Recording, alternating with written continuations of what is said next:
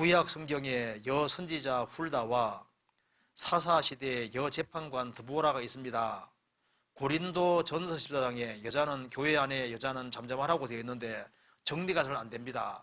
혹시 다른 교회의 여자 목사님, 전사님들은 구약 성경에서 나온 가르친 여자들을 보고 세워진 것일까요?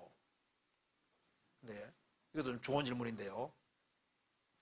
구약 성경에 여선지자 훌다가 나와 있죠?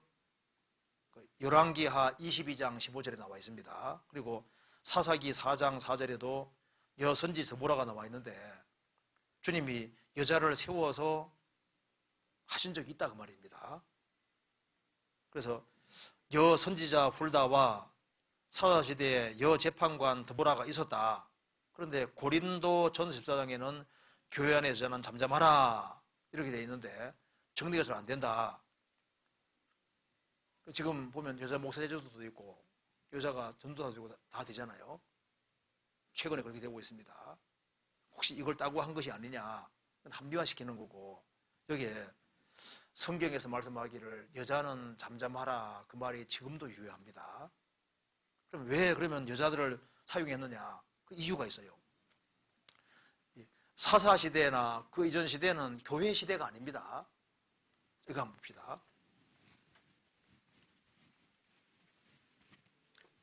자, 이게 선지자 역할을 할 때 하나님은 남자만 사용한 것이 아니라 여자도 사용하고 발람은 구원 안 받은 사람이죠.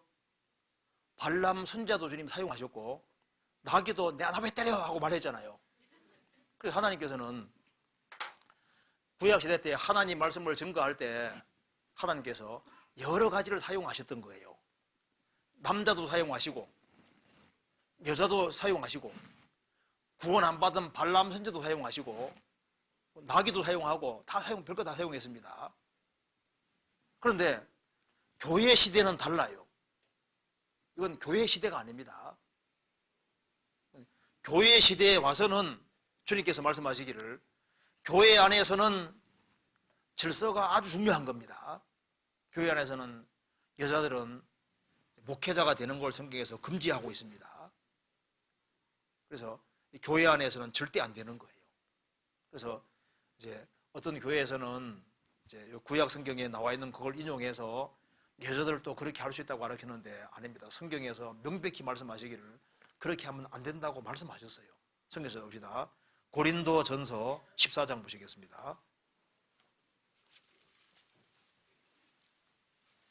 14장 34절.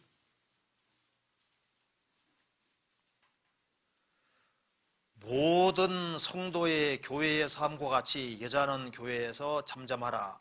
저희의 말하는 것을 허락함이 없나니 율법의 이름과 같이 오직 복종할 것이요. 만일 무엇을 배우려거든 집에서 자기 남편에게 물을 지니 여자가 교회에서 말하는 것은 부끄러운 것임이니라. 모든 성도의 교회의 삶과 같이 여자는 교회에 잠잠하라. 그래서 성경에 말씀했습니다. 여자의 머리는 남자요. 남자요. 남자의 머리는 그리스도요. 그리스도의 머리는 하나님이시니라. 이게 질서입니다. 하나님께서 이런 질서를 세워두셨기 때문에 하나님께서 이 교회를 움직여 가실 때 남자들을 중심으로 해서 움직여 가시고 그리고 거기에 사역자들을 세우는데 남자들을 세워서 하시는 겁니다. 그리고 사실 우리가 이제 우리 교회도 지금 이제 30년 이상 지나지 않습니까? 지나면서 보니까 여자들이 나서면요 문제가 사실 많이 생겨요. 성경이 잠잠하란 말이 정말 맞거든요. 그래서 여자는 여자로서 할 일이 많이 있는 거예요. 교회 안에 중요한 일을 많이 하잖아요. 그런데 말씀 전하는 일은 허락이 안 됩니다.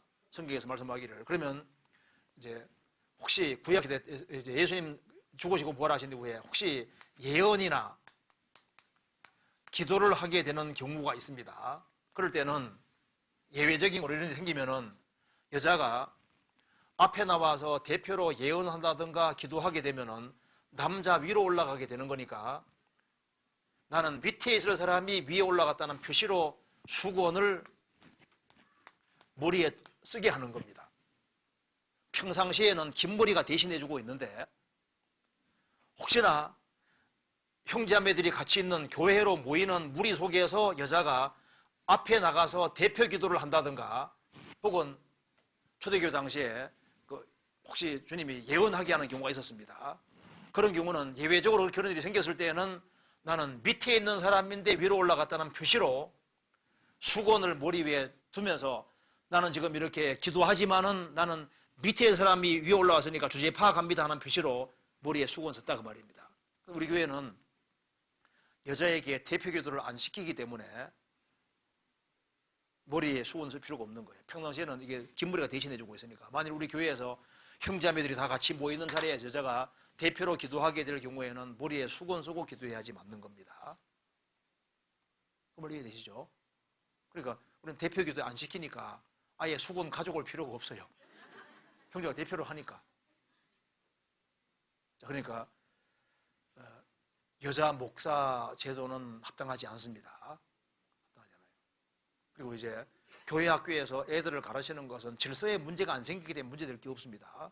여자가 가정의 자녀들을 가르칠 수 있잖아요. 교회 안에서 애들도 가르칠 수 있습니다. 그런데 교회 전체로 모일 때는 질서가 아주 중요한 것이기 때문에 그래서 혹시 위치탈이 생기면은 항상 머리에 수건 쓰라고 이렇게 말씀하신 겁니다.